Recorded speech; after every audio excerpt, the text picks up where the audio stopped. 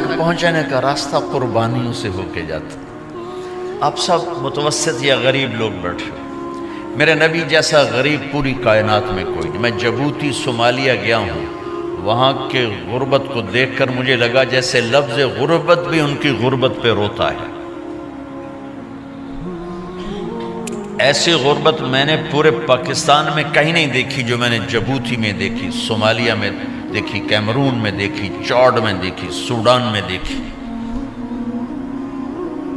24 گھنٹے میں ایک دفعہ بھی کھانا نصیب نہیں. ہمارا غریب سے غریب آدمی 24 گھنٹے میں چولہا جلا بیٹھتا ہے. لیکن میرے نبی پر جو غربت آئی، کوئی ہے پوری دنیا میں تو اللہ نے مجھے پھرائی ہے جس کے گھر میں 2 مہینے چولہا نہ جلتا ہو.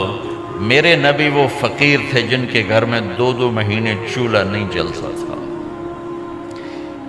ایک رات آپ سوئے ہوئے، کبھی یوں کروڑ بدلے اور کبھی یوں کروڑ بدلے، بار بار حضرت عائشہ کے ساتھ. تو تھوڑی دیر کے بعد آپ تھوڑا سا آگے ہوئے اور چارپائی کی جو لکڑی ہوتی جس پر بان بنا ہوتا ہے اس پہ پیٹ کو یوں فکس کر کے اور نیچے لٹک گئے، دھڑ آدھا نیچے لٹک. فَكَانَ قَابَ قَوْسَيْنِ أَوْ أَدْنَىٰ. واہ واہ واہ، کیا مقام ہے. قاب قوسین، اور کیا حالات سے گزر رہے ہیں کہ یوں آدھا دھڑ نیچے لٹک گیا. ام عائشہ اٹھ کے بیٹھ گئیں، یا رسول اللہ خیریت کیوں؟ آپ اٹھ کے بیٹھے. کہا عائشہ بھوک بہت لگی، بھوک بہت لگی، اس لیے پریشر دیا تاکہ وہ جو بھوک کی طلب ہے نا میدے میں اس کو پریس کیا. اس لیے پتھر باندھتے تھے کہ وہ پیچھے چلا جائے. آپ مسجد میں تشریف فرما تھے، ایک صحابی نہ کر کہ یا رسول اللہ یہ دیکھیں کپڑا ہٹایا، یہ دیکھیں میں نے پیٹ پہ پتھر باندھا. جن کے لیے کائنات بنائی، جنہیں اپنا حبیب کہا، جن کے چہرے کی قسمیں اٹھائیں، والضحیٰ، جن کی زلفوں کی قسمیں اٹھائیں، واللیل اذا سجا، جن کے منہ سے نکلے بول کی قسم اٹھائی، وقیلہ، جن کے کتاب کی قسم اٹھائی، والقرآن المجید، جن کے شہر کی قسم اٹھائی، وہذا البلد الامین. اتنی بڑی ہستی. آپ نے کہا ذرا ادھر دیکھو. آپ نے پیٹ سے کپڑا ہٹایا تو آپ نے 2 پتھر باندھے. دیکھو میں نے 2 باندھے. کوئی ایسا فقیر ہے دنیا میں؟ دکھاؤ. عائشہ بھوک بہت لگی تو اللہ کے تو حضرت عائشہ رونے لگی. کہا یا رسول اللہ پھر آپ اللہ سے مانگتے کیوں نہیں؟ کہا عائشہ نہیں مانگوں گا، اسی بھوک میں اللہ سے ملاقات کر، نہیں مانگوں. مجھ سے پہلے میرے جو بھائی آئے انبیاء وہ اسی فقر میں گئے، میں بھی اس فقر میں جاؤں گا. اپنے گھر میں یہ دکھ رکھا، اپنی اولاد کے ذبح ہونے کو قبول کیا تاکہ آئندہ آنے والی امت کا غریب طبقہ گلہ نہ کرے، شکوہ نہ کرے، حرام راستوں پہ نہ جائے، غلط راستوں پہ نہ جائے، اور مالدار فخر نہ کرے میں کوئی بڑا آدمی بن گیا ہوں، میری اتنی بڑی فیکٹری بن گئی ہے، میری اتنی بڑی کمائی ہو گئی ہے. یہ نہ یہ بڑائی کی چیز ہے نہ وہ چھوٹائی کی چیز ہے. جس سے اللہ راضی ہے وہ بڑا ہے، جس سے اللہ ناراض ہے وہ چھوٹا ہے، چاہے غریب ہے چاہے مالدار ہے. حضرت عائشہ فرماتی ہیں بیٹا 2 مہینے گزر جاتے تھے ہمارے گھر میں چولہا نہیں جلتا تھا، چولہا نہیں جلتا تھا، 2 ماہ گزر جاتے تھے. ایک دفعہ باغ میں تشریف لے گئے، عبداللہ بن عمر آپ کے ساتھ ہیں، صبح کا وقت ہے تو اب کھجوریں گری پڑی، جو ملک نہیں ہوتی نا، کسی کوے نے ٹھونگ ماری، کسی طوطے نے اس کو ایسے ہی وہ اس کو ٹک دیا اپنی اس کے ساتھ چونچ کے ساتھ، تو وہ گر پڑی. اب اٹھا کے صاف کر کے کھا رہے تھے اور عبداللہ سے کہہ رہے تھے عبداللہ تو نہیں کھاتا؟ انہوں نے کہا جی مجھے بھوک نہیں ہے.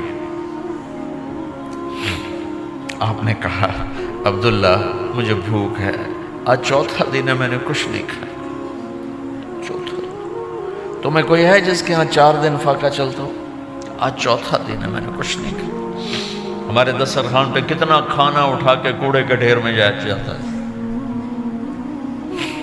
آج 4 دن گزر چکے ہیں میں نے کچھ نہیں کھایا.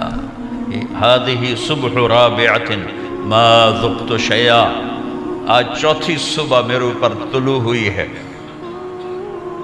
एक लुक़मा नहीं खाया।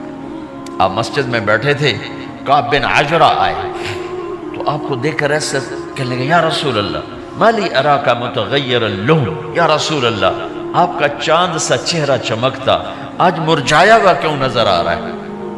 तो आपने यूं देख अपने पेट पर यूं उंगली रख कर कहा, मा दखल जौफी मा यदखुल जौफ ज़ातिक मुंदु सलास।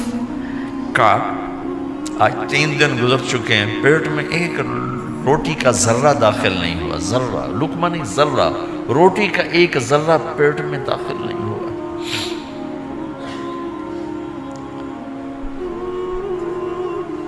और इतनी बड़ी रिसालत, इतनी बड़ी नबूवत,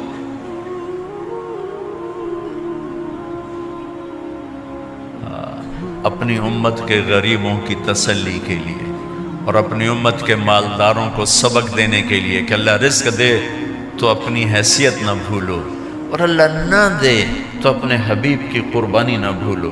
उन्होंने तो जानबूझ के ये किया, जानबूझ के, ये नहीं कि आपको कोई तंगी अल्लाह की तरफ से, जानबूझ के। और सारे घर का ये हाल है। बस फातिमा रज़ी अल्लाह तआला अन्हा से मिलने गए, कहा बेटे मैं अंदर आ जाऊं, मेरे साथ इमरान भी हैं, एक सहाबी थे अरब सरदार, मेरे साथ इमरान भी हैं। कहा अब्बा जान मेरे घर में इतनी चादर नहीं कि अपने आप को छुपा सकूं, पर्दा करने के लिए मेरे पास चादर कोई नहीं, तो आपने अपनी चादर अंदर दे दी, कैसे पर्दा करना, तो लपेट ली। अब अंदर आए तो आपने पूछा, मैंने सुना था तो बीमार है, मैं तेरा हाल पूछने आया हूँ। तो बाप को देख के आंसू निकल आए, कहा या रसूल अल्लाह बीमारी भी है और भूख भी है, दोनों ही है, सिर्फ बीमारी नहीं भूख भी है। बड़े बड़े मुसीबतों से लड़ जाने वाले माथे पे कभी बल ना आया। बेटी के आंसुओं ने पिघला भी दिया और रुला भी दिया, आप भी रो पड़े, आप भी रो पड़े।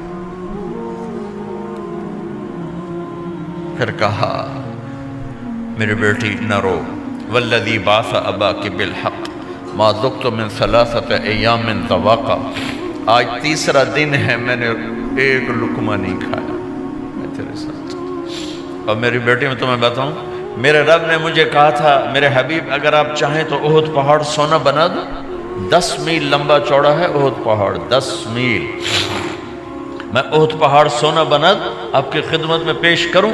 तो मैंने कहा नहीं या अल्लाह मुझे नहीं चाहिए, मैं एक दिन भूखा रहूँगा, एक दिन खाना खाऊँगा।